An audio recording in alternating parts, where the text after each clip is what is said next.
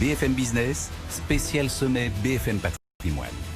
Ce sera le 16 décembre au Carrousel du Louvre, le 3e sommet BFM Patrimoine. Évidemment, toute la profession nous accompagne.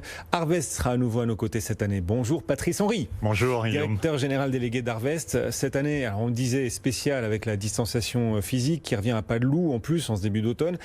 Conseiller les clients, les particuliers, les épargnants sur leur patrimoine à travers un écran ou au téléphone plutôt qu'à travers un contact physique. On imagine que ça a été un sacré défi pour vos professions cette année. C'est un grand défi. C'est un grand défi pour les professions, pour nous, pour les fournisseurs de solutions digitales, et un grand défi pour les clients aussi. Alors, je commence par les clients parce que c'est quand même ce qu'il y a de plus important.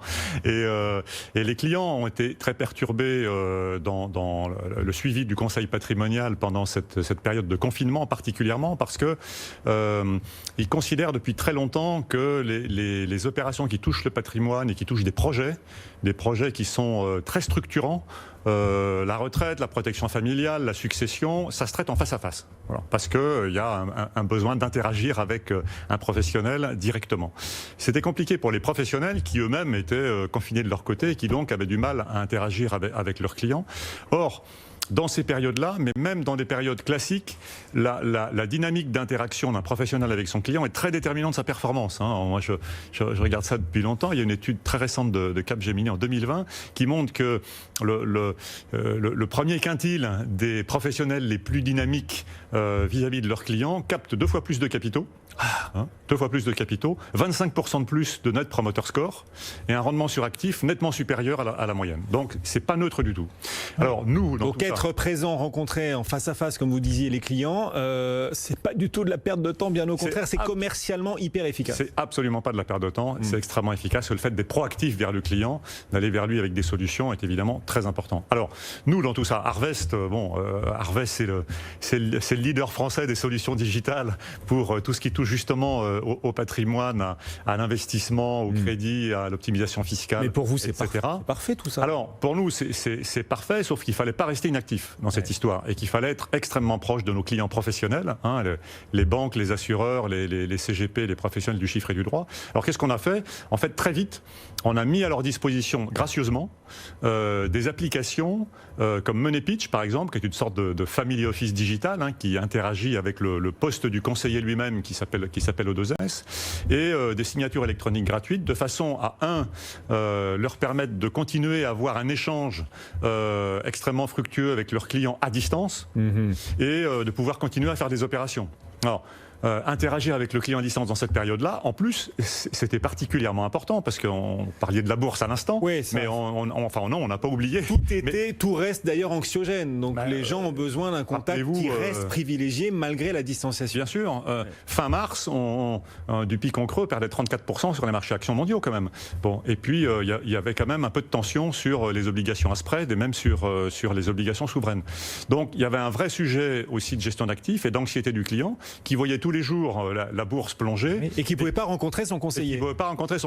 Et donc, avec les outils qu'on a mis en place, le conseiller a pu lui dire qu'en fait, c'était embêtant, mais que compte tenu de la diversification d'actifs qu'il avait mis en place, qu'il y avait de l'immobilier, qu'il y avait des fonds euros, etc., sa performance était certes négative, mais elle était plutôt entre 5 et moins 5 et moins 10 que de moins 35 et moins 40. C'est-à-dire que même s'il a fallu se résoudre, et personne n'a eu le choix, à avoir un contact désormais digitalisé entre vous et les clients, et que les clients ont dû eux aussi s'y faire, ne plus pouvoir rencontrer leur conseiller, mais se contenter, entre guillemets, d'une relation digitale, vous dites, ça n'a pas empêché l'échange d'informations de se faire, et les informations qui ont pu être échangées via le digital ont été aussi importantes que quand on se rencontre en face à face, et l'efficacité aussi, finalement, s'est montrée au rendez-vous. Oui, c'est-à-dire qu'il n'y a pas eu simplement un échange d'informations, le conseiller appelant son client et échangeant avec lui par écran interposé pour lui dire votre patrimoine est sous contrôle, vous inquiétez pas, voilà ce qui se passe, voilà ce qu'on a fait, et la performance est relativement bonne dans le contexte de marché. Mais en plus, et c'est ça qui était le plus important, ils ont pu continuer à faire des opérations.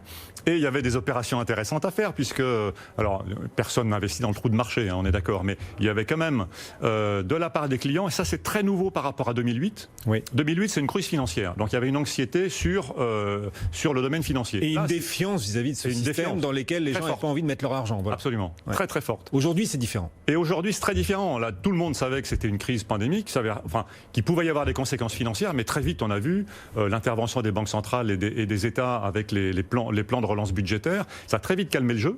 Et finalement, les clients se sont dit, grâce aux professionnels, hein, aux banquiers privés, au CGP, eh ben, c'est peut-être le moment de réallouer des actifs qui sont sans rendement, puisque je rappelle quand même que 75% de l'épargne des Français, c'est sur des dépôts et de l'épargne avec des rendements nuls. Bon. Donc, et même sur les clients fortunés, à plus d'1 million d'euros d'actifs financiers, il y en a encore 40% de produits sans rendement. Donc ça a été une occasion pour le professionnel de dire monsieur le client, c'est le moment de réallouer des actifs.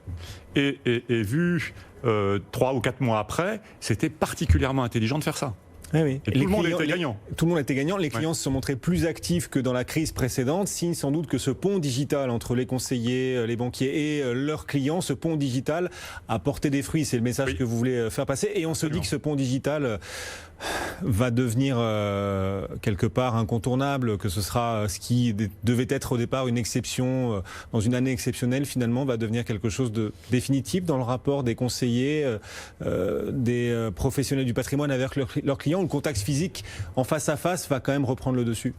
Moi, je pense que ça va rester. Enfin, ça va rester. L'un ne va pas exclure l'autre. D'accord. Je pense que le digital, on n'est pas dans une ubérisation du système. C'est ça que je veux dire. C'est-à-dire que je ne crois pas. Alors, je peux me tromper, hein, mais je ne crois pas que le client, avec le digital, traite l'intégralité de sa gestion de patrimoine. Le professionnel est majeur dans cette histoire-là, pour les raisons que j'ai expliquées tout à l'heure, qui sont des raisons de complexité de la gestion de patrimoine. Je rappelle, on gère du fiscal, du juridique, des marchés financiers. Bon, tout ça est très compliqué. Il y a des professionnels qui sont là pour ça et qui font extrêmement bien leur métier.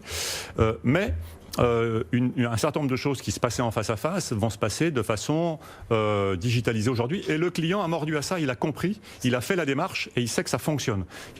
J'ai une citation de Robert Solow, le prix Nobel d'économie, qui disait il y a quelques années, je vois des ordinateurs partout, sauf dans les statistiques.